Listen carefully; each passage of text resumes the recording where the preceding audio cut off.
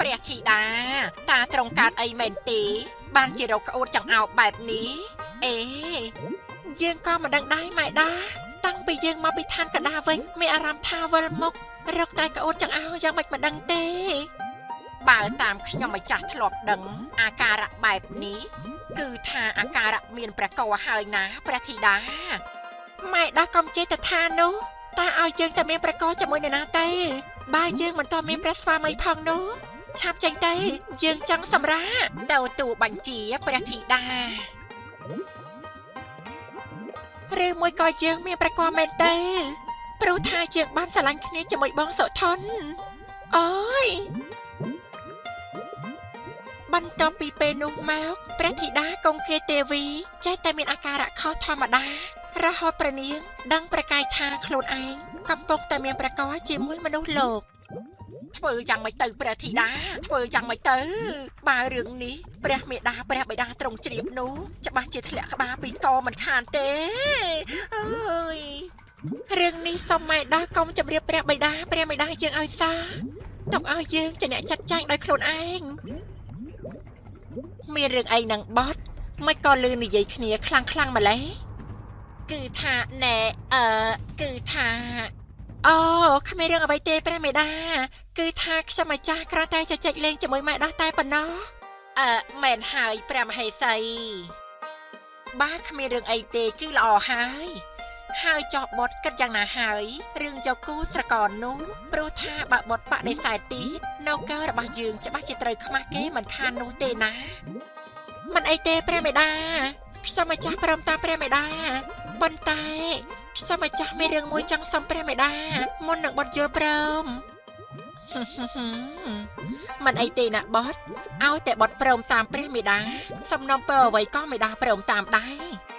ខ្ញុំម្ចាស់ចង់សុំព្រះមេដាទៅលេងឋានមនុស្ស 2-3 ថ្ងៃតើព្រះមេដាអនុញ្ញាតឲ្យខ្ញុំម្ចាស់ទៅបានដែរទេមិនអីទេប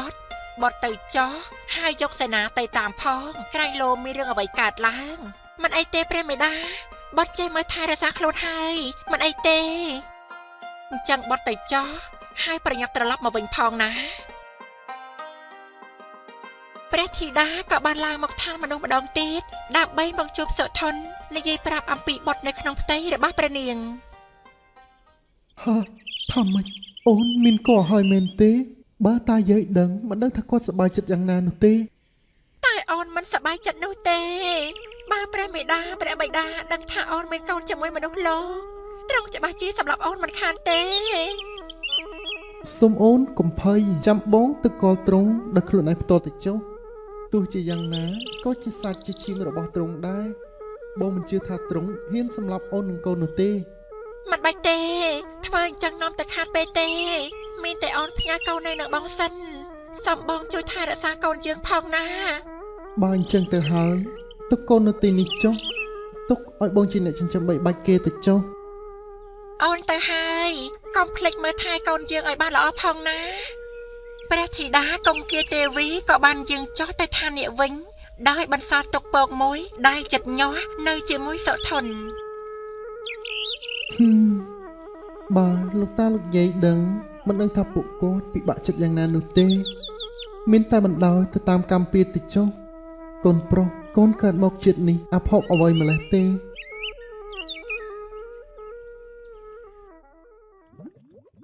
ទូលបង្គំបានយកវត្ថុមានតម្លៃជាច្រើននិងគុយខ្យងដែលកម្រោចជាច្រើនមកជូនព្រះបិតានិងព្រះមេដា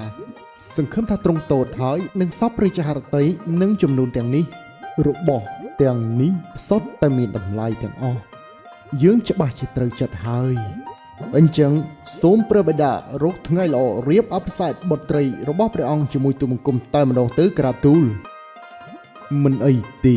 សូមឯងទៅសម្រាប់សិនចុះចាំស្អែកយើងនឹងរៀបពិធីតែម្ដងអរព្រះគុណព្រះអង្គ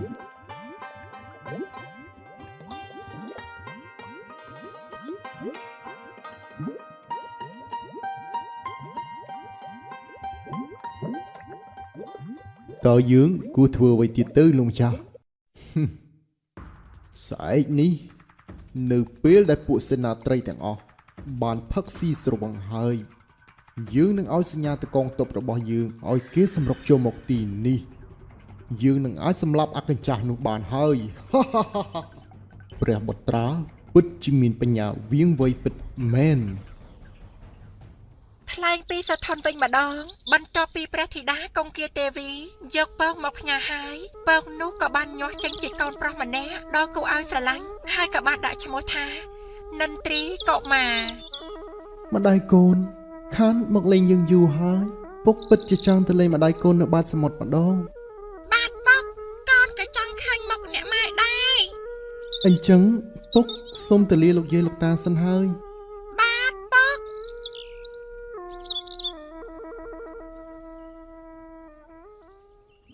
ពួកគេបានស្រង់អស់ឲ្យលោកម្ចាស់តើយើងគួរធ្វើអ្វីបន្តទៀតឆាប់ឲ្យសញ្ញាទៅកងទ័ពរបស់យើងទៅ ពួកគេក៏បានឲ្យសញ្ញាទៅកងទ័ពហើយក៏បានចាប់ព្រះនាងកុងគាទេវីនិងស្ដេចនាគព្រមទាំងសេនាទាំងអស់ដាក់ឃុំឃាំងព្រោះថាការសម្រៀបការជាមួយព្រះធីតាគ្រាន់តែជាល្បិចកលដើម្បីគ្រប់គ្រងនគរនេះតែប៉ុណ្ណោះ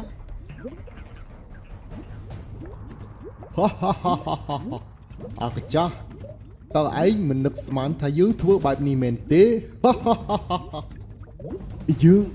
យើងខំទុកចិត្តលើឯងតែមិននឹកស្មានថាឯងមានអបាយកលថោកទាបបែបនេះសោះបើទោះបីជាឯងដឹងក៏វិហោះពេលទៅហើយព្រោះថាកូនចៅរបស់ឯងត្រូវបានយើងសម្លាប់ចោលអស់ទៅហើយ ហ៎នោះម្ដាយរបស់កូនទេតាតើមានរឿងអ្វីបានជាជាប់ឃុំបែបនេះ អញ្ចឹងយើងលួចចោលទៅសួរព្រះមេដាទេ តោះកូន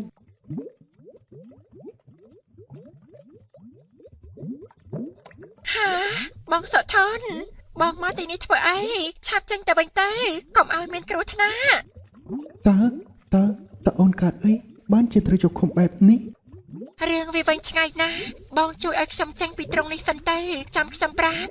តើឲ្យបងធ្វើដូចម្ដេចទៅបើបងគ្មានយុទ្ធសាស្ត្រផងហ្នឹង បងឆាប់យករបស់ដៃខ្ញុំឲ្យបងនោះចេញមកហើយគ្រាន់តែបងសុំទៅនឹងបានសម្រេចហើយសុធនក៏បានធ្វើតាមព្រះធីតាប្រាប់ត្រង់សំណាញ់ដែលបានខំស្ដេចនាគនិងបរិវារនោះក៏បានរលីកបាត់ដែលជាឱកាសល្អសម្រាប់សម្លាប់ជនក្បត់វិញ យើងអរគុណឯងខ្លាំងណាស់អ្នកកំឡោះកុំតែបានឯងទីកុំអីយើងទៅស្លាប់បាត់ទៅហើយរួចចុះឯងមកទីនេះមានការអ្វីដែរគឺទូលបង្គំមករកភរិយានឹងណាព្រះអង្គចុះភរិយារបស់ឯងជាអ្នកណាដែរ ម្ដាយរបស់ទូលបង្គំគឺបុត្រីរបស់ព្រះអង្គនឹងហើយក្រាបទូលចាប់តាំងពីពេលនោះមកស្ដេចនាគក៏ព្រមទទួលស្គាល់សុធនជាបុត្រ